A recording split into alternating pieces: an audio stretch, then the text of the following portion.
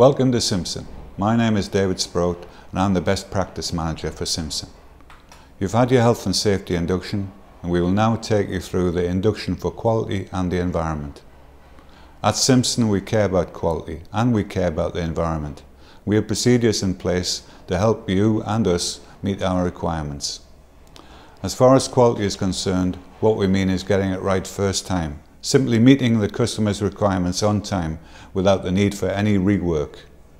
We want to know when you come to our site that you're prepared, that you have the right information, you have the right training, you have the right tools and the right materials. We want you to think about that, and following this induction, unless you can satisfy that all those things are in place, we will ask you to find out what's missing before you start. We would also ask you to snag your work as you go, and when you're finished, show us that it's complete and that it meets the customer's requirements before you leave the site. If you're not able to demonstrate this yourself, then call somebody in that can. We are not going to leave it to the customer to find out it's wrong. This will damage both your reputation and ours. As far as the environment is concerned, we are interested in what waste you produce, what you're going to do with it, and what you can do to minimize it. We'd be pleased to discuss whether you can avoid waste through minor design changes. We also ask you to look around to see if there's any existing materials you could use.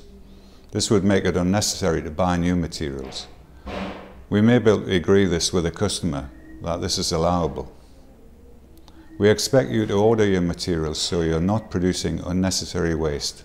Just enough instead of just in case is the idea. Also, recalculate and reorder in the middle of a job if you have the opportunity. When your materials arrive on site, we expect you to check them for damage and arrange for a supplier to take any damaged or unsuitable materials back, so we don't have to pay to get rid of them. We expect you to handle materials carefully and store them properly so they don't become damaged and turn into waste. If you are left with any unavoidable surplus materials, then we want to agree with you what to do with it. Can you send it back to the supplier? Can you restock it yourself and give us a credit? Or can you segregate it so that it can be reused or recycled elsewhere? If you have any hazardous waste, it will say so on the packaging.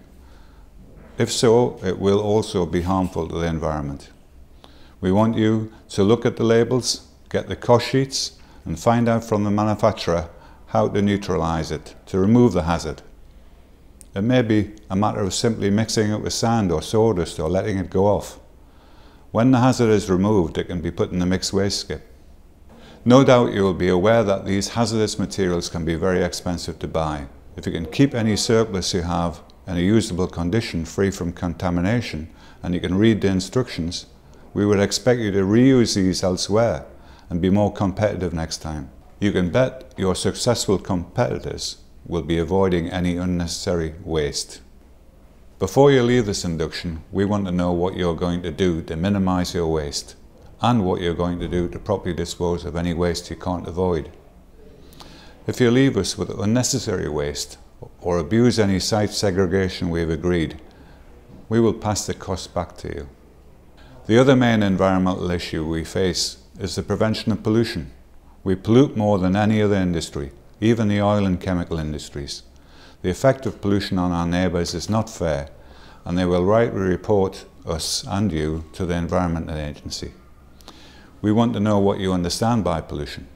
Avoiding pollution means you should never put anything into watercourses and road gullies, but also you should never discharge any waste into foul drains without written permission. This includes canteen waste and water from excavations. You need permission from the authorities, not the landlord, not the developer, not the site manager, the authorities.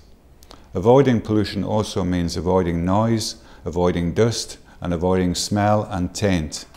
All these things affect our neighbours and may result in them losing business and suffering some other loss. It's not fair to them, but it will cost you money if you have caused this pollution to happen. We want to know and agree with you what you're going to do to stop that happening. The fines for pollution are large, but they are the tip of the iceberg. There's also the cost of cleaning up, appearing in court, compensation, and the cost of loss of reputation. The fines for incorrectly disposing of waste are also high. Putting the wrong waste in the skip that does not match the Eurocode on the waste ticket can result in a heavy fine and the skip being rejected at the landfill or transfer station.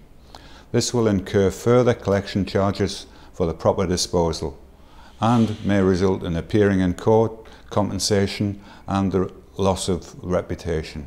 If we are fined and it is your fault, we will seek redress. It's up to you now. Before you start on site, we want you to consider the quality issues. Show us you have the right information, you have the right training, the right tools and the right materials. Discuss with us how you're going to minimise your waste and agree with us what you're going to do with it. Consider what kind of pollution you could produce, where you're working and what you're going to do to avoid pollution and avoid disturbance to our neighbours. We will work with you to ensure quality and protect the environment. We expect you to work with us. If you don't work with us, we will yellow card you, and if you persist, we will red card you. We will also mark your company down in our post-contract appraisal, and this could result in you losing work. Simpson care about quality and the environment. It's now up to you.